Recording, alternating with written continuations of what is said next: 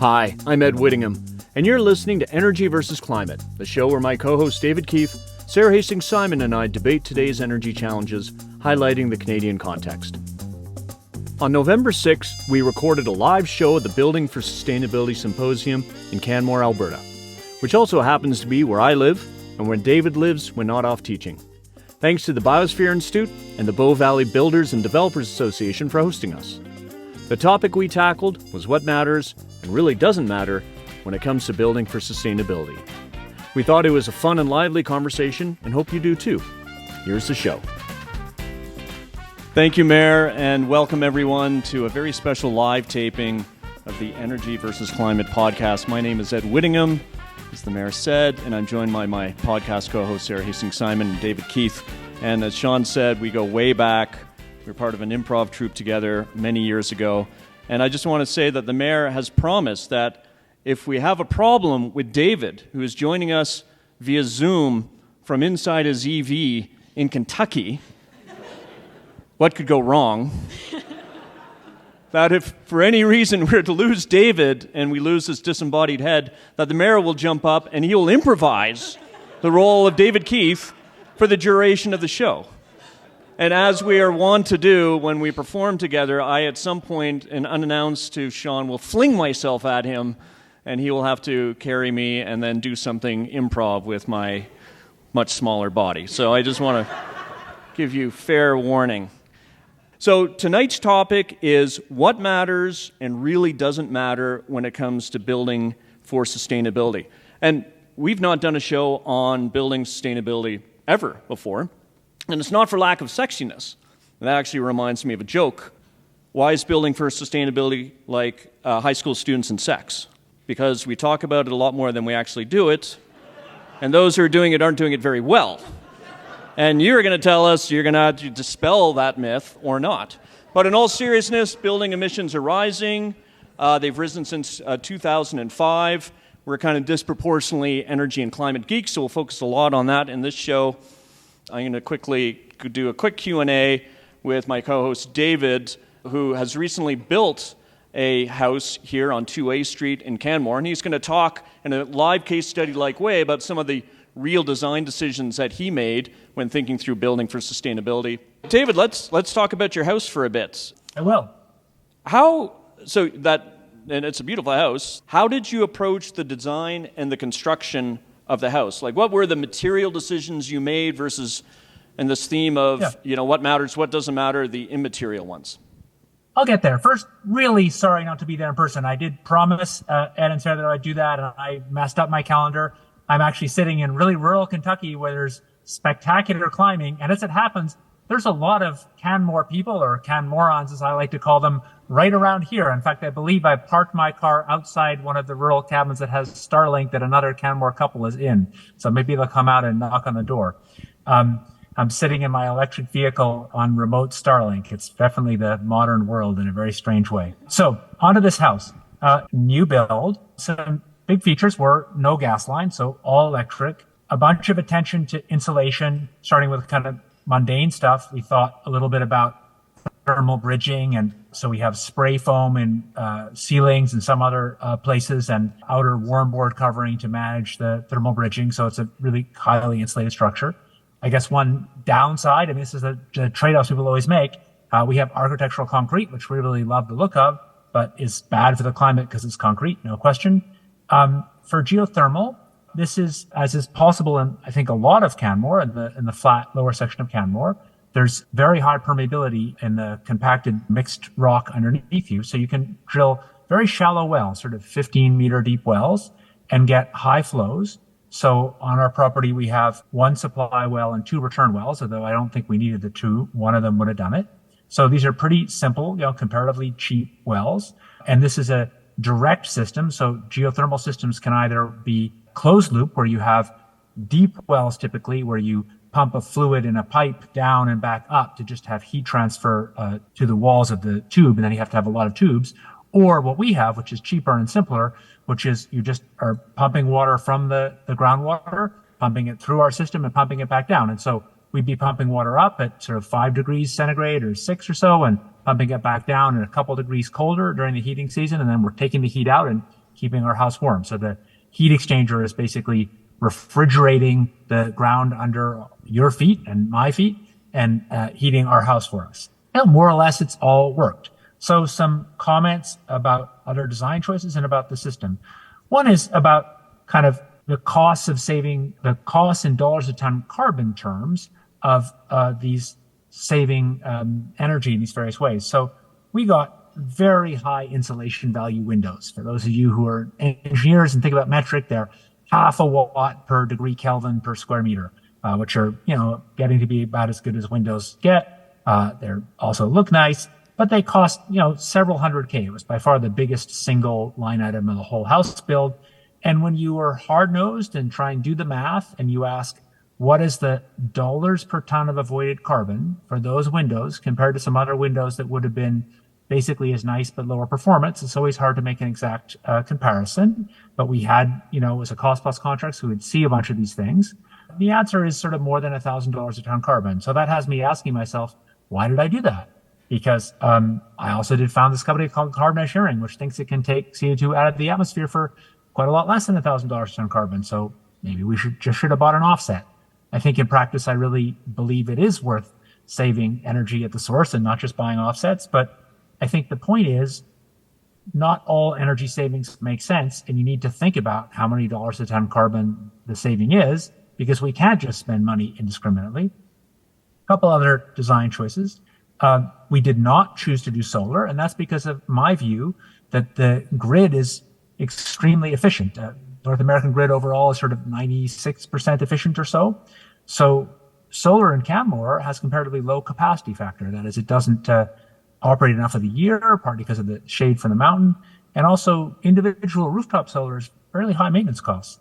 So from my perspective, I'd much rather pay for solar in southern Alberta. And one way to think about it is for a given amount of dollars, I get more solar or more reduced carbon by using a big solar facility in southern Alberta. Ed was actually involved in developing one of those than anything I would put on my house. So from my perspective, I'm perfectly happy to have people put solar in their house, but I actually think it's not a sensible choice compared to just using solar from the grid. But while we're on the top of the grid, here's a big thing that our house does not do, and it should do, and this is part of the lessons for doing things better. The carbon intensity of the Alberta grid varies with time quite quickly. When it's the middle of the day and the wind is blowing strongly, so you've got good wind and solar supply, the carbon intensity can be very low. But at night, when obviously there's no solar, and if it's a calm night with not much wind, the carbon intensity will be a lot higher. The carbon intensity varies sharply with time and with the dispatch of different systems on the grid. And it's somewhat predictable. So not only could you know it instantaneously, but you have a decent ability in grids to predict sort of a day or so ahead what the carbon intensity will be. So the sensible way to use geothermal, if you care about carbon, which is the reason for us to spend the money and do this, is to dispatch, that is turn on and off the heat pump in a way that's smart with respect to the grid intensity.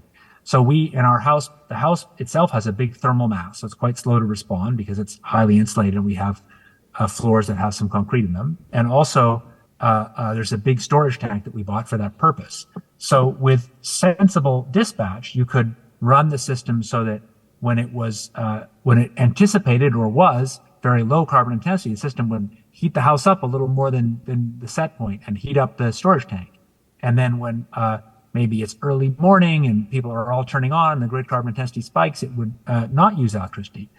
Those subtle changes can be a very cost-effective way to save carbon, more cost-effective than buying a battery. It's kind of using the smartness of the grid and the smartness of dispatch and turning things on and off as an effective battery. So we don't do that. I've been talking with Sara a little bit, and we should hire a student and write some software and do that. I'm a professor. It's my business. I've got the money. I can do it, but that's obviously silly for an individual person to do it. And if I do it, we'll do it to make it free and, hopefully promote it. But the point here is that there isn't right now a facility where a contractor has all that knowledge to do it. And to be clear, once somebody's written the software for this grid carbon intensity dispatch, it'd basically be effectively free to install that software. All the controls are already in our house. It's just nobody's done that. So stepping back a little bit more, our house, we were lucky to have the money to build a relatively expensive house. The geothermal heat like this is still pretty high capital cost. It gets much more cost effective in multi-unit buildings. So thinking about what's going to happen in Canmore, and some extent what's already happened, Spring Creek has one. If you took a system very much like was what we built in our house, but did that for a couple unit dwelling, even one of those kind of fourplex type dwellings, and if you did it with that carbon odor dispatch, then you can get to, I think, much more cost effective ways to actually reduce carbon emissions that really have a big benefit, which I don't think we've achieved so well in our house. I think there's a bunch of lessons like that about how to set up the sort of regulatory and incentive system. Maybe I'll pause there. Ed, is that the kind of thing you were looking for? Yeah, so thanks, David. And I want to come back to a couple points around these design decisions, including something like, do you install a heat pump? Do you install a solar array? I will challenge you in having installed solar arrays on 2 houses in the Bow Valley, including on my Canmore house, a 3.9 kilowatt system. I have not incurred any OPEX so far. There's no kind of bathtub-like curve that you might get with other renewable electricity or utility scale renewable electricity facilities that you have to pay. And so as far as I can see, it's steel, glass, and wires, and the OPEX is virtually nil for the lifetime of the 30 years. But let's come back to that and come back to cost of abatement, and I'm sure we'll talk about public policy decisions and what mayors like Mayor Krausert here is willing to spend on a per-ton basis on local incentives. But I want to turn to Sara, and I'd mentioned off the top that building emissions in Canada, although emissions in Canada overall have decreased, albeit slightly, from 2005 levels. And our target is 40 to 45% below 2005 levels by 2030, which I can tell you we have a near zero chance of actually achieving. We have snowball's chance in hell of actually achieving that target. But we have managed to bring emissions down. But building emissions have gone the opposite way. They've gone up by 8.8% since 2005. And Sara, why is that? What are we doing wrong compared to, say, what we're doing right with electricity grids in Canada? Well, thanks for warning me that this was going to be on the exam so I could look up some answers before. And, I think it's actually similar to most sectors and most things when we talk about emissions. It's the overall trends are really important to understand, but in order to actually understand what's going on, you have to dig into, what's behind this overall, slight increase. And so there's sort of 2 separate things going on in 2 parts of the building sector. You have the residential building sector, which accounts for a little bit less than half of the emissions in Canada, and then you have kind of commercial, institutional service buildings, which is a little bit more than the other half. And things are actually very different within those 2 sectors. So if we look at the residential sector, and I'm taking an even broader snapshot going all the way back to 1990, you had 2 main things that were leading to emissions to increase in that sector about equally. One is just population growth. So we have more people, so you have more buildings, and that generates more emissions. You also, though, almost equally in size, have an increase in the floor space per person. So this is basically homes getting bigger and each individual person in a home having more space. And that was almost as large as the growth in emissions from the population growth. Now, more or less exactly balancing that was actually improvements in energy efficiency in buildings. Quite a bit of those, I think, also coming from things like lighting efficiency and others. Although, now that I've said that, actually, I think that these are the numbers that exclude electricity emissions. They're just the direct emissions. So scratch that. It is the heating and hot water efficiency that was improving there. So net, you have bigger population, people having bigger homes, but those homes are getting more efficient. And on the whole, the residential sector actually improved slightly in efficiency.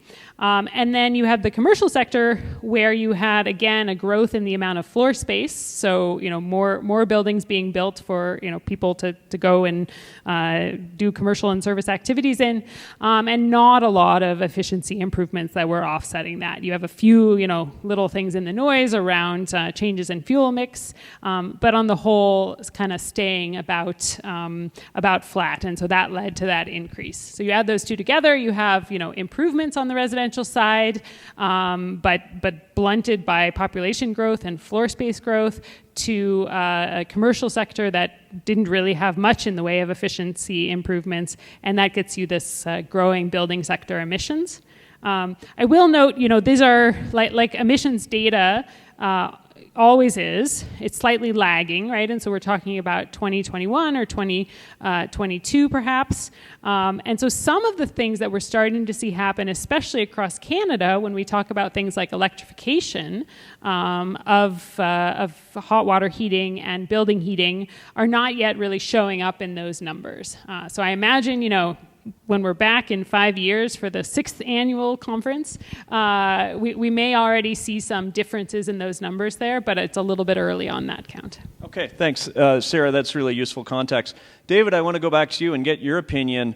So no one is going to stop individual homeowners like yourself or like myself or Sarah in Calgary from going ahead and on the homeowner's dime doing things like putting in heat pumps, solar arrays, insulation, increased wall thickness, whatever it is, and even if the cost per ton is high.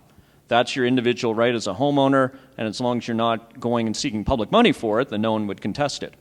But when it comes to spending public money, then let's just bring it back locally and let's look at numbers. So Canmore's overall emissions footprint is 250,000 tons per year. By comparison, Lafarge, its Exshall plant just down valley from here, is 1.2 megatons per year, so 5 times larger. And then Syncrude, if you look at its oil sands plant, is 12 megatons per year. So you can make the case that what Lafarge does is 5 times more impactful than what Canmore does, and what Syncrude does is about 50 times. So David, in terms of what we should be going after in order to get to this extremely ambitious target that Canada has, and on public money, should we not tell the federal and provincial governments that focus all your efforts on these big point source industrial facilities and give communities like Canmore a pass and let them do what they want to do, providing individual citizens are paying for it out of their own pockets? What do you think? Not quite, because partly you're singling out Canmore, which happens to be small. It's a small town we love, but it's not that different. I mean, it's different in lots of ways we care about, but fundamentally it's not that different from lots of other Canadian housing. And collectively, all of the housing in Canada is a big contributor. So I think comparing the fact that Canmore happens to be small with Lafarge that happens to be a giant point source, obviously when you say it that way, you think, why bother with Canmore? But on the same logic, you could compare Canmore and one person's house in Toronto and say, well, compare Lafarge and one person's house in Toronto and say, well, that doesn't matter because the house is so small. The point is there are so many houses. So I think that, I don't think you're saying this, but it sort of seemed like it was going that way in that comparison. I think the building sector does matter. And I think the question of how much effort government should put into the building sector, both commercial and residential buildings, compared to big point sources, really depends on estimates of the actual costs of emissions mitigation between those two sectors.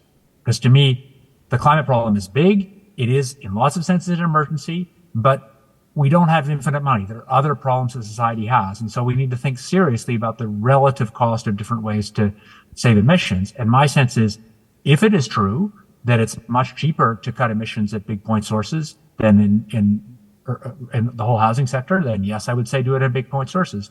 But I'm not sure it's true. In practice, I think that's true at some point sources and not others. And I think there are some relatively low cost things we could do in the housing sector, and therefore we should. So I'm kind of rejecting the Canmore versus Lafarge comparison. I think the real question is, what is the relative cost of cutting in different places? And I don't think we know so well. I also think the oil sands are particularly different because they're part of an industry that makes carbon, which in the long run we're going to shift away from. And so my view is concrete is going to be needed in a long, long time. It's now up to, if I remember right, about 6% of global. And we need to find a way to make low carbon concrete. It's less clear that we ever really need to find a way to make low carbon oil sands, since the problem with oil sands is the product, and eventually we're going to move away from it. Hi there, everyone. Ed here with a favor to ask. Energy versus climate is a labor of love. David, Sarah, and I don't pay ourselves for the show because we feel strongly about the public service benefit of the project. We also don't run ads or take on sponsors in order to maintain 100% editorial independence. But the show still costs money to make. What little we do bring in from donors goes directly to paying our producer to make the pod and run our website. You can help us keep Energy versus Climate on the air by making a tax-deductible donation to the show today at energyversusclimate.com/donate. Thanks for your support.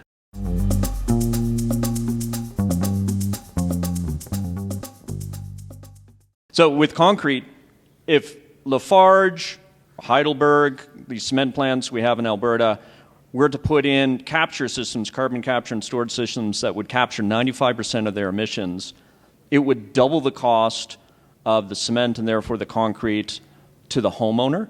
However, when you actually round that out in terms of overall building costs, it's 1%. So on an individual line item, it's very expensive. When you take it as a total cost of building a house or building a commercial building, it's 1% or less. So we can do it, and it's exciting that Lafarge and Heidelberg and these cement plants in Alberta are moving very seriously on these projects. But Sarah, I want to go to heat. So what can we do about heat? Because we live in a cold climate. Arguably, heat matters, and what matters and doesn't matter for building sustainability. Heat matters, but it's expensive and it's hard. What should we be doing? Should we be electrifying heat and generating more electricity? Should we be putting in heat pumps, better envelopes, or should we be just trying to decarbonize natural gas? Or actually, should we be going to the federal government and trying to get a carbon tax carve out for home natural gas consumption? And we won't call it a regional bone that they're throwing. What should we be doing? I heard that there was a proposal to subsidize installation of heating oil systems in Alberta, which are incredibly more expensive than natural gas, but you could avoid paying the carbon tax. I don't know how far that's going to go. I don't think we should do that, for the record. I just wanted to add on to, and it links to the heat piece. I think this question of, more important and which sector we should go after is really different now than, if we'd been having this podcast 5-10 years ago. And the idea that we have a future net zero target, I think, really changes the game, because there is sort of, modulo maybe a bit of emissions that are really hard to abate, that we have to use things like direct air capture to go after. We sort of have to go after them all. And then the question becomes also, how do you do that? And is it public dollars that you're, providing as subsidies, or is it regulations, or is it other approaches as well too? When it comes to heat, it is very important, right? And the vast majority of emissions from buildings, once you exclude electricity, of course, have to do with heating the space and heating the water that we use. And obviously those are critical things, especially here in Alberta. We need to decarbonize our electricity grid to clean up the electricity emissions that we use, but that's through some mix of rooftop solar and others. When it comes to heat, it does, and I think this is another thing that gets repeated, from sector to sector. It's not as hard as it used to be, I'll say, when it comes to heat pumps, right? And there is a change in that, until recently, it was the case that we didn't have low temperature heat pumps, and heat pumps didn't work, all that well below -10, maybe -5, which in most places of the world is probably, more than enough, but not enough for us here in Alberta. There are now low temperature heat pumps that work pretty well down to about -25. Below that, they do need supplemental heating from resistance heat. But it is, from a technical perspective, it's certainly harder, but it's not impossible. It's more costly, although even, the Canadian Climate Institute had a nice comparison of costs of electrifying heating using heat pumps across Canada. And their headline number says that, in Edmonton, it's more expensive to electrify a single-family home with a heat pump than it is to use gas, primarily, partially because gas is very cheap, and of course it gets very cold there. But they made a very conservative estimate in that they were keeping the natural gas hookup to the home. And that comes with a substantial amount of cost. If you look at your natural gas bill, the amount you pay for the natural gas versus the amount that you're paying for the distribution system, that latter one is pretty large. And so actually, if you completely get off gas in a home, even in Edmonton, you can do so over the lifetime of the heat pump in a way that is actually less expensive than using gas. So there is, I think, a real possibility and a real potential here to look at electrifying our building stock. I think there's also really real barriers out there when it comes to kind of awareness of that opportunity. And of course, there are the barriers that come from the upfront cost. So you may be paying more for that equipment up front and having, a lower cost of ownership over the lifetime. But when you look at sort of from a total cost perspective, it is something that's possible. And then I think it becomes a question of, what's the right way for governments to intervene and make that happen. It's probably reasonable that may happen slightly more slowly in places that are the coldest, and where that is the most challenging. But that said, certainly in so much as we're starting to look at things like installing air conditioning in more and more homes in Alberta as we're facing hotter summers and smoky summers where people, don't want to have their windows open, I think there's opportunities to look at least making sure that those air conditioner installs are heat pump installs, and so you're sort of starting to chip away at this challenge already. But presumably the right way isn't to cut checks to individual Canadians for $20,000 heat pump systems.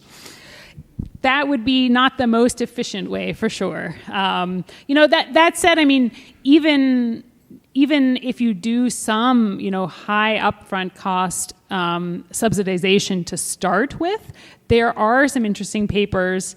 I'm thinking of one by Eric Kittinger out of RIT, I think, where they looked at even some really expensive upfront subsidies in the very beginning of adoption of technologies. If you look at sort of what that does to maybe drive down the cost of adoption in regions, you actually can justify the cost of those subsidies for the broader benefits that they provide. But you better be very thoughtful about how exactly you're doing that. David, was that a consideration in some of the choices that you made? Did you think of, if you're paying $1,000 per ton of a ton of CO2 abated in some of your design choices, we can argue it's green bling, and it's available, frankly, only to those who can afford it. And my solar system was, if not $1,000 per ton, it'd be high hundreds of dollars per ton of CO2 abated.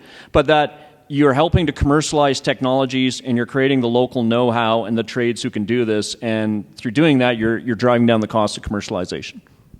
Yeah, for sure. That was part of the reason we made the choice, and I've, been meaning to, but haven't done it well enough. I'd like to find a better way to actually write up our story and kind of make some specifics available, because I think these sort of specific little learnings are like community specific, Canmore specific matter. And this stuff I mentioned about tying the dispatch of the thing to the grid carbon intensity is really very important. And I'd like to do a little pushing on that, because this really is the limit. At night, the grid carbon intensity is relatively high in general, depends on how windy it is. And we're burning a lot of gas on that grid. And so there's a fundamental limit to how good a job you can do with heat pumps if you've got gas is the marginal electricity supply. So I think ways that we can do load shifting are crucial in a world where I guess I'm expecting we will not suddenly get to batteries that are so cheap that we store solar or wind for long periods. I think that's possible, but a long way away. In the meantime, it's really important to think about these various subtle ways to shift load to make the grid and the things that use it more adaptable in ways that can cost effectively save carbon. And in the end, the way to do that is kind of clear market signals that actually are tied to the carbon intensity of the grid, not just the electricity price. And that's doable, and that's a regulatory and public policy choice that would be one that should be kind of small c conservative, because it's about making the market transparent. We will have to, unfortunately, give short thrift to energy storage systems in homes. I did see an article recently that Elon Musk, among his successful and somewhat failing businesses, I think X being in the latter category, formerly known as Twitter, the Powerwall business apparently is extremely profitable. And I don't know if it's because of very inelastic demand and that you just have consumers who want it and cap supply and they're prepared to pay anything for it, or something else. But apparently it's going guns blazing. So Dale, over to you, and I haven't given you your homework in advance. You're going to respond. But I would love to put you on the spot as someone who builds homes. Maybe you can blend into your response. Can we address this housing crisis that we have in Canmore while building for sustainability at the same time? Or is there inherent trade-off between the two? And does the housing crisis actually take precedent over something like the climate crisis? Thank you, everybody, for coming out, and thank you for the opportunity to be the respondent here. We were just chatting before we started. The respondent actually has a legal connotation. It's usually the person, a government, that's responding to a complaint. So I'm not here in that role by any means. But as I was listening to this excellent presentation, thank you very much, and I couldn't find a lot I didn't agree with. And I think what struck me was this is one of the first presentations I've heard over many years where people are actually getting down into what is the cost of the benefit of per CO2, and with respect to the windows was a good example. And I think that's really what we need to get to is, and I challenged Gareth at the conference we were at a couple of weeks ago, is that I think most people, and especially in Canmore, we all understand climate change. We all know there's a problem, but we don't know what to do about it. And whether it's someone who's building a $6 million home or someone who's trying to get into a $600,000 townhouse, there's a limited amount of money they can spend. So where do they spend it? Do I spend it on insulation? Do I spend it on windows? Do I spend it on a heat pump? Geo-exchange. And for most people that I talk to, they don't know the answer to that question. Where's the biggest bang for the buck? And so I was really encouraged to sort of hear some of that conversation today. And if I'm going to respond, I think you're crazy to have bought those windows, but good for you, because it's your money, and it makes if that's what floats your boat, great. But I could never go to a client and say, spend the money on the windows. I'd say, no, spend the money on insulation, or think about geo-exchange or something else. So I guess that's my challenge to us as an industry, to us as a municipality, is let's keep the conversation going and talking about what makes sense, and then educating our building industry to implement those things. And I would love to put geo-exchange in every house that I build, but it's really, really hard, right? Jeff, it's really, really hard because it's not standard. And to find the plumber and the installer and everybody that even knows how to do it is hard. Right, Frank? Right? So that's the challenge, and that's my response. Thank you. Thanks, Dale, and I'm glad that you've agreed with what we've had to say, because typically an EV show is kind of like going into battle. You might all be here at the beginning, but not all of you will be here at the end. But thank you. You've all stuck through. We're going to open up to questions, but I want to turn to my colleague Sarah. She's got a quick response to the response. Yeah, I don't know how far we can go with this. It's also largely an agreement, right? And I think what you said around this idea of, I said something about, you have to figure out what to tell people and what they're looking for, and the challenge of things not being standard. And I think that really is the real challenge in my mind over the next 10, 15 years in the building industry, is how do you make these things, how do you make them standard, how do you make them sort of obvious, and how do you make them clear for consumers? Because you're always going to have a handful of people like, my co-hosts and myself, and maybe some of the people that listen to our show who want to dig into the, how do I get this done? How do I figure this out? But the vast majority of people are looking for a home, and they want that home to be, a safe, comfortable, warm place to raise their family. And we're never going to get to the point of, mass adoption of these different technologies and options until it becomes, a clear and easy choice for people. And so I think that's what, the industry and the professionals have to do to be able to get us to that point where we can make that happen. Yeah, so I'm going to open it up to questions. It isn't easy still as an individual homeowner. Someone to remain nameless who was in the Prime Minister's office for a donkey's age left, and she had a hand in putting in place, like a real direct hand, some of these policies that have incentivized all these programs and supports for greening one's house. And she called me up and said, Ed, I don't know what the F to do because I can't figure this out. I can't figure out how to tap into these programs that I myself have created and what technology choices to make. Okay, a preview of your keynote speaker tomorrow morning, my friend and old colleague, David Dodge. You have a question. Hello. I've always wanted to ask a question of energy versus climate. Now I get a chance, and in front of an audience. That's awesome. Love what you guys do. So my first comment is I have a big problem with Suncor versus Canmore versus Toronto versus whatever, versus anything. Because, you know, the thing I learned in an interview recently, I was talking to somebody about this, about, well, what does Canada matter? We're 2% of world emissions.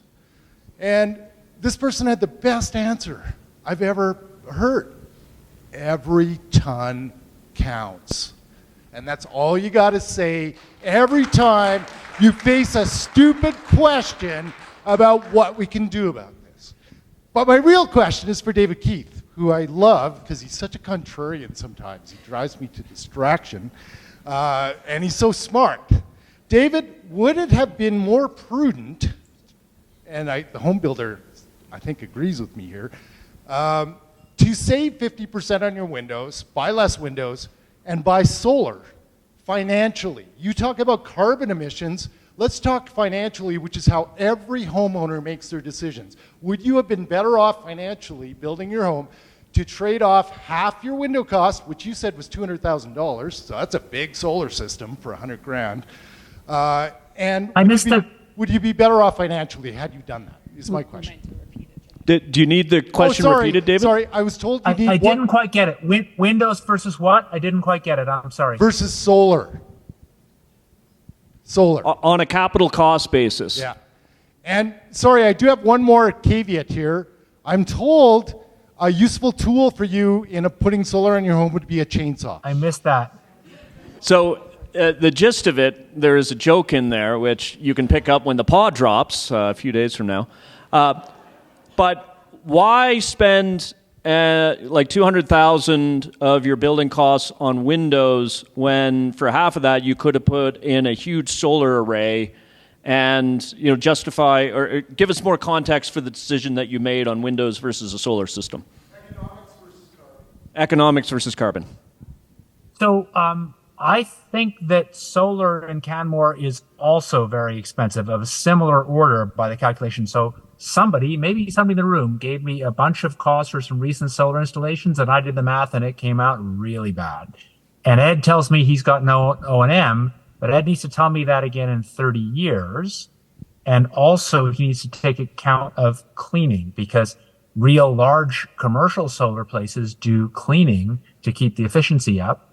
Ed may or may not go up on his roof, but he probably doesn't charge himself the cost of doing that. So I think there really are pretty solid data that suggest that if you want to get solar, residential houses is not generally the place to do it. Big flat roofed industrial buildings can make a lot of sense, but in general, I think this data is very strong. The capital and operating costs of per unit of delivered power are substantially smaller in big installations. And since the grid is efficient, it doesn't seem to me to make a lot of sense to do local solar.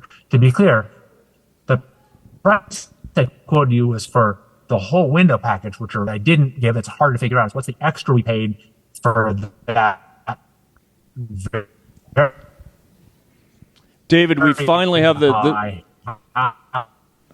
we finally have the Starlink gremlins have crept in, so I need to call to the stage Mayor Krausert to finish Dr. David Keith's answer. Compared to one that was like you promised.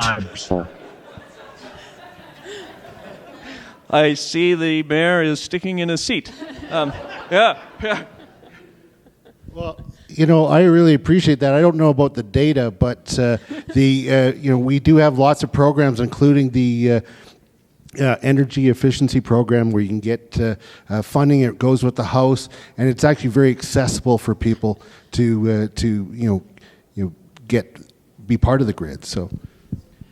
Yeah, and just in response, I think we may have lost David to faulty Starlink.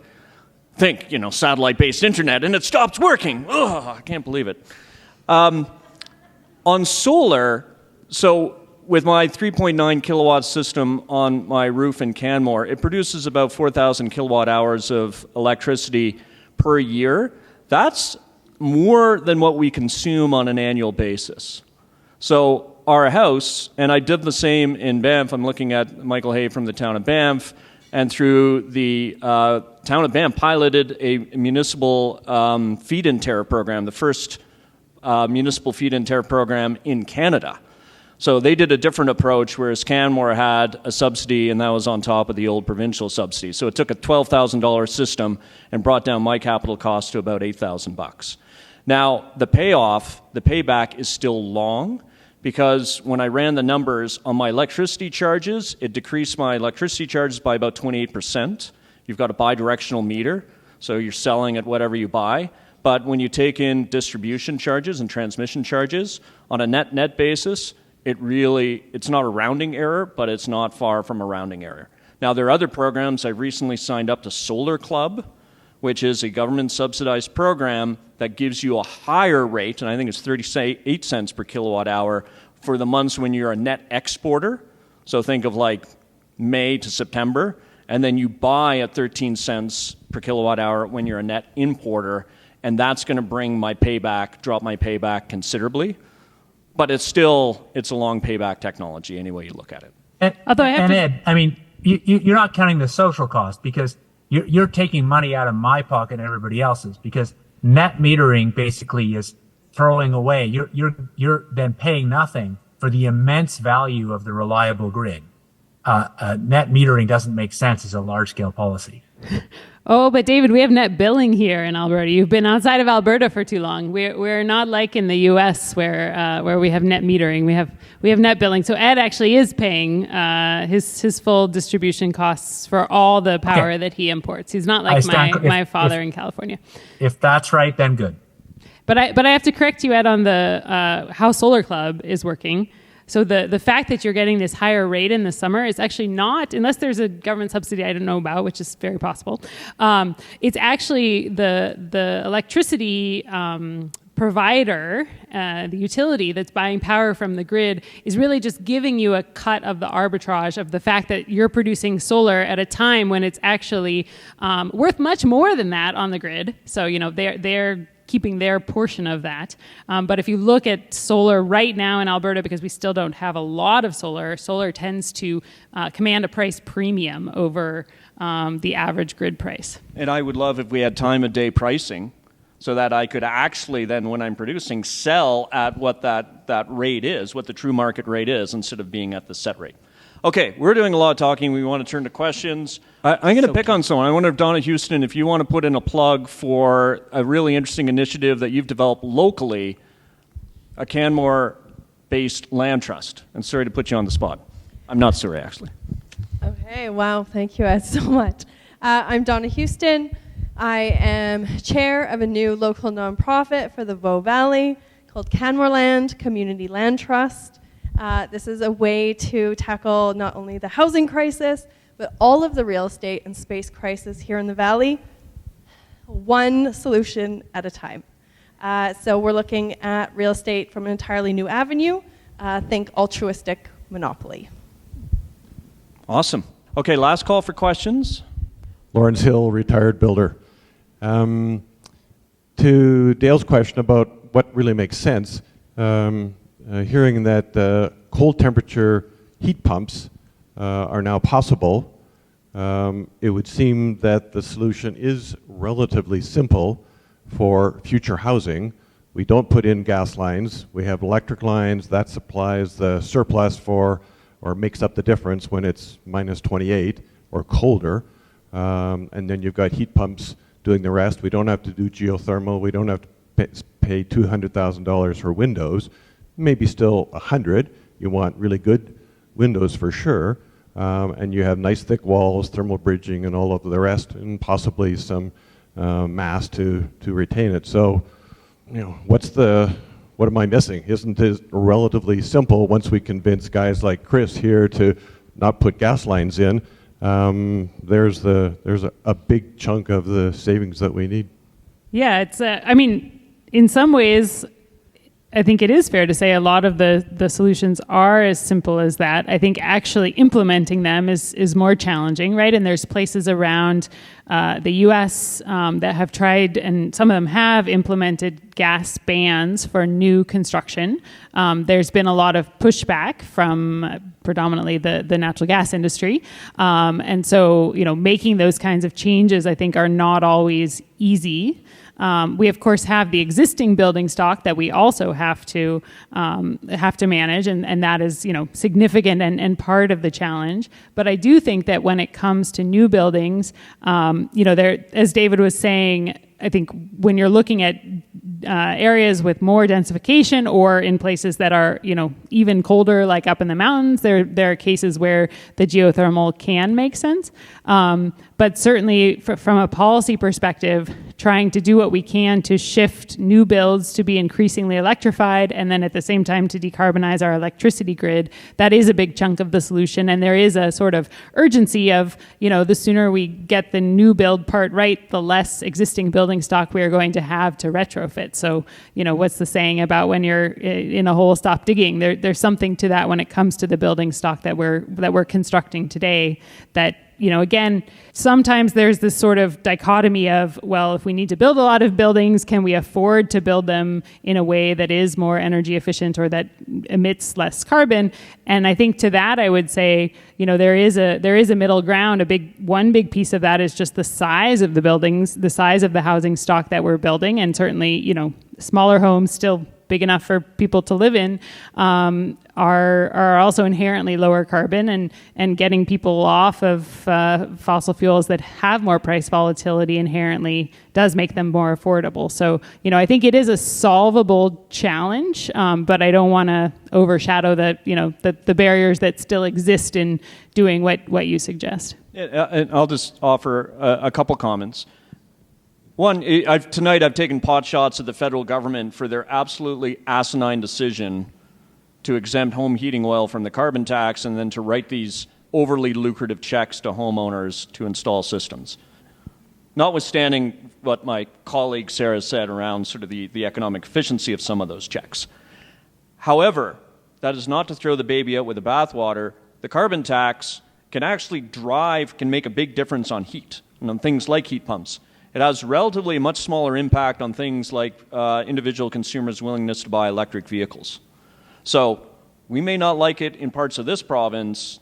We've told the feds, we're not going to do it, and we're going to let the federal government sort of tax us and then collect the revenues, which I think is giving up Alberta autonomy over that. I don't like that decision. But it really can make a difference, and we should keep that system in place. Second, it's one thing for us as individual consumers to pursue these high capital costs, high cost of abatement technologies. It's a whole nother thing when we think of return on investment to our effort and our time to lobby Sean Krausert, Wade Graham, Amy Fournier, Caitlin, others here in the room, and to say we need to build this into building codes. And that's going to be much bigger bang for your buck. Thanks, Dale. Yeah. And if you didn't hear that, and the mayor said we have to lobby the provincial government for exactly. Yeah. So if we can do these things individually, but we'll make a real difference if we actually spend our time and effort on these advocacy efforts and lobby the provincial government to force our municipalities or work with our municipalities on these building code changes.